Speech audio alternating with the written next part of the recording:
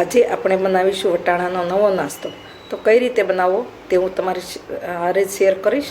તો મારો video like કરજો, શેર કરજો, ચેનલને સબસ્ક્રાઈબ કરજો, બેલ આઇકોન દબાવવાનું ભૂલતા નહીં. કમેન્ટમાં લખજો મારી રેસીપી કેવી લાગી.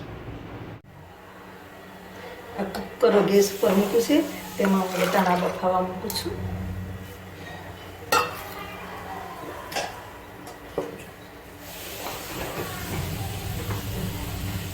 આપણે મીઠું નાખીને મૂકીશું.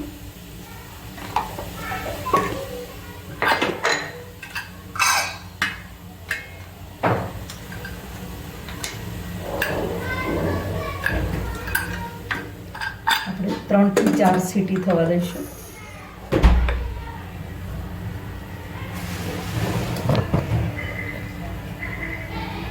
સીટી થઈ ગઈ છે, તો આપણે ઠંડુ થવા મૂકીએ. આપણા વટાણા બફાઈને તૈયાર થઈ ગયા છે. તો હવે આપણે રસો કરીએ.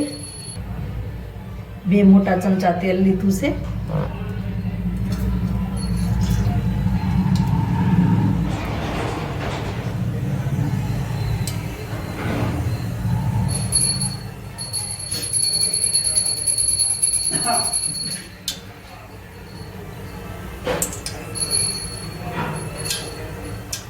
તેલ ગરમ થઈ ગયું છે. હવે આપણે આદુ લસણ અને મરચાંની પેસ્ટ નાખીશું.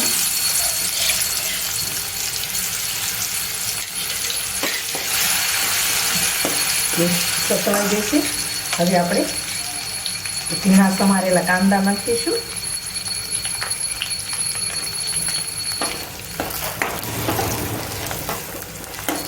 કાંદાની તમે ગ્રેવી પણ કરી શકો.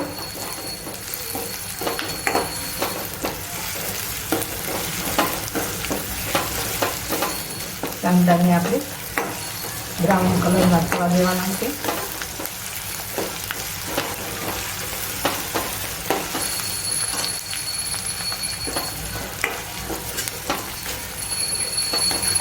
એમાં તમે અજવાઈન પણ નાખી શકો. નાખવા હોય તો, ન નાખવા હોય તો એવોઈડ કરી શકો છો.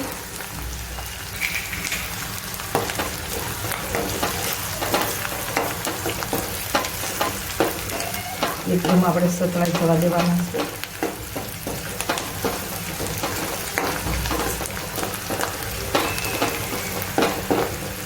હવે આપણે ટામેટા નાખીશું. એ પણ ઝીણા સમારેલા નાખવાના છે.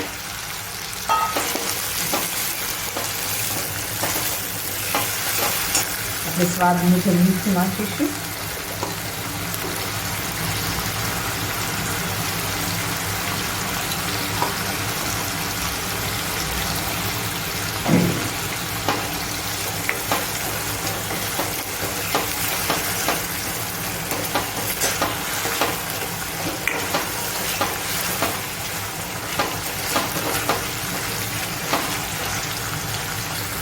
ટામેટા અને કાંદા સતળાઈ ગયા છે, તો આપણે હવે એમાં મસાલો કરીશું.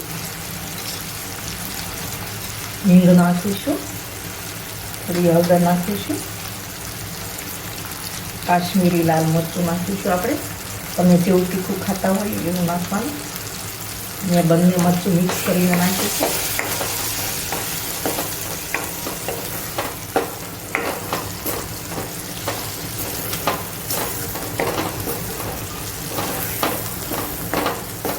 હવે આપણે ધાણા જીરું નાખીશું. તમે આમાં સેવ ઉસળનો મસાલો નાખવો હોય તો નાખી શકો છો. હવે આપણે મસાલા પણ ચડી ગયા છે, તો હવે આપણે આમાં પાણી નાખીશું.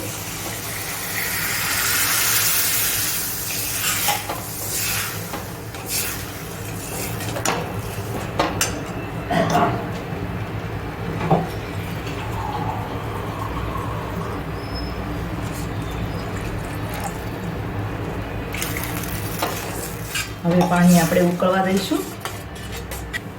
હવે રસો ઉકળી ગયો છે, તો આપણે વટાણા નાખતા એ અંદર નાખીશું.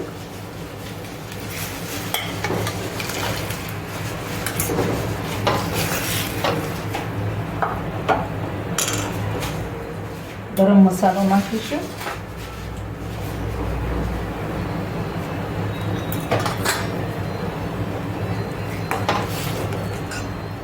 હવે વટાણાને આપણે ચડવા દઈશું. હવે આપણે એમાં લીંબુ નાખીશું.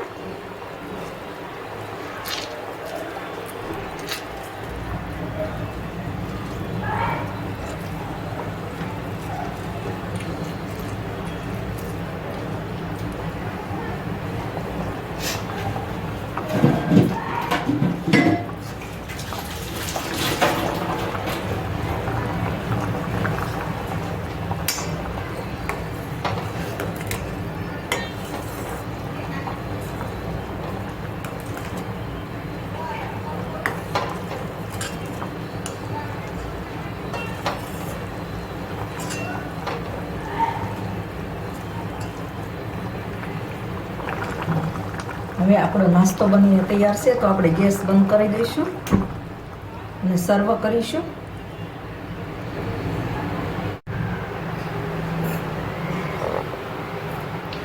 હવે આપણે સર્વ કરીએ છીએ. તો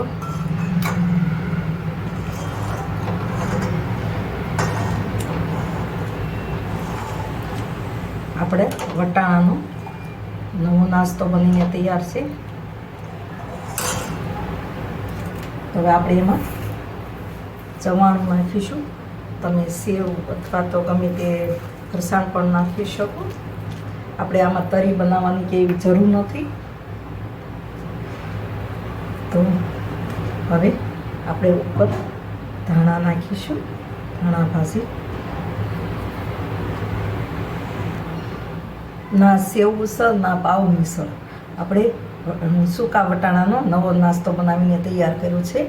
તો મારી રેસીપી ગમે તો લાઈક કરજો, શેર કરજો, ચેનલને સબસ્ક્રાઈબ કરજો, બેલ આઇકોન દબાવવાનું ભૂલતા નહીં અને કમેન્ટમાં લખજો મારી રેસીપી કેવી લાગી.